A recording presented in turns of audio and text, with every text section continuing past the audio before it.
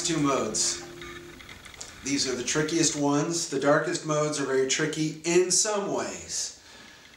In one very important way, they're easy to play, and I'll explain how. If you think of it this way, let's start with Phrygian. Phrygian is our next mode after Aeolian in the cycle of brightest to darkest. We get to Phrygian before lastly looking at Locrian. But if you think of Phrygian in the diatonic sequence of degree numbers, Phrygian is our 3 mode. And instead of coming up with a whole new pattern for Phrygian, because it doesn't lay nicely on the guitar if you start with your second finger, as we've done for all of our scales so far. That's the way I like to start all these scales. Have it universally starting with the second finger. It just doesn't feel comfortable having a Phrygian pattern that starts with the second finger.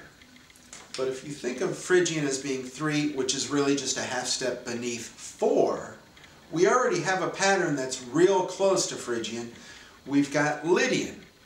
Lydian starting on the second finger, if you just drop that down to the first finger in position and play the same pattern, but starting 1 half step lower, that should give you Phrygian. And it does give you Phrygian. So, for example, we had our very first mode. We started here with C Lydian.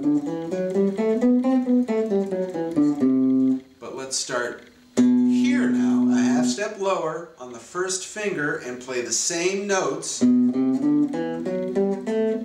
let's stop here. We'll stop 1 early and go backwards.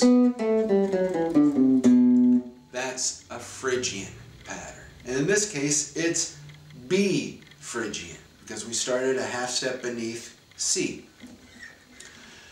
So B Phrygian, the 3rd scale degree in the key of G, 1, 2, 3, you can see that pattern falls directly in that scale pattern that we already know from the 2-octave major scale pattern of G major.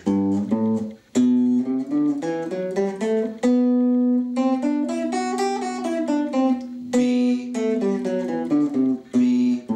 So that segment of that pattern, think of it, the first way I told you is to think of it as a half step beneath C Lydian. And you can also think of it in that second way I told you, the starting point, 3rd scale degree in our 2-octave major scale pattern. It doesn't matter. It's all the same material. This is all taken from the diatonic major scale. So there's going to be a lot of overlap between these patterns. Really, the essence of this, though, is you're going to have to memorize this pattern, and it starts on the first finger.